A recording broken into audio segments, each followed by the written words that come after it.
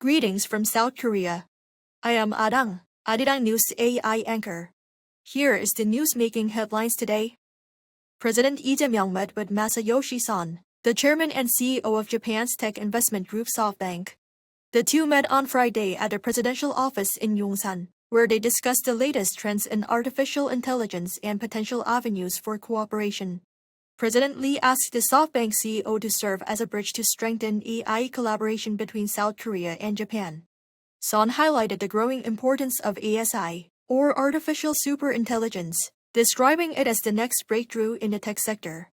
Further details on the meeting's outcome are expected to be released later this afternoon.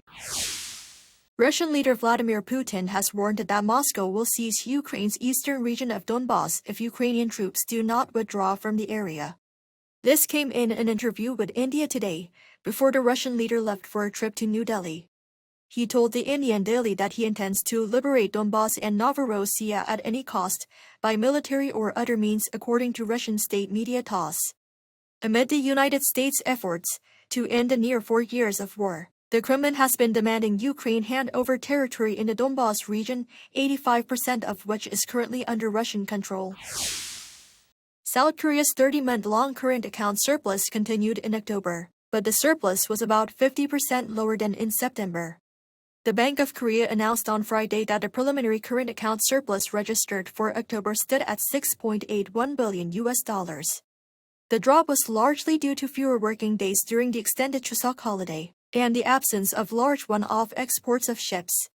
Exports were down 17% from September, and fell 4.7% compared to the same period the year before.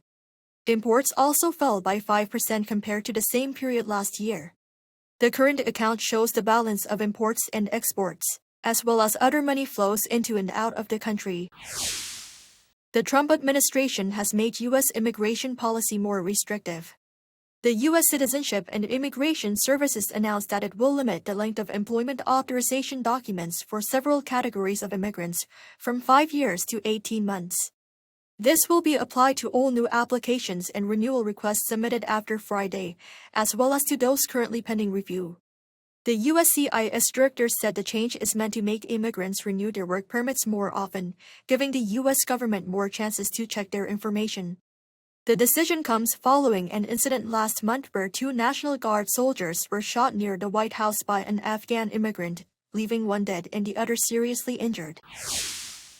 The bitter dispute between China and Japan is playing out on the cultural front. Various events, including performances and fan meet and greets of at least 30 Japanese performers, have been cancelled in major Chinese cities. This is not the first time Beijing has targeted cultural and entertainment imports into the country. Relations between China and Japan spiraled after Japanese Prime Minister Sanai Takaichi made comments last month, suggesting that Tokyo could take military action if Beijing attacked Taiwan. Beijing views self-governed Taiwan as part of its territory.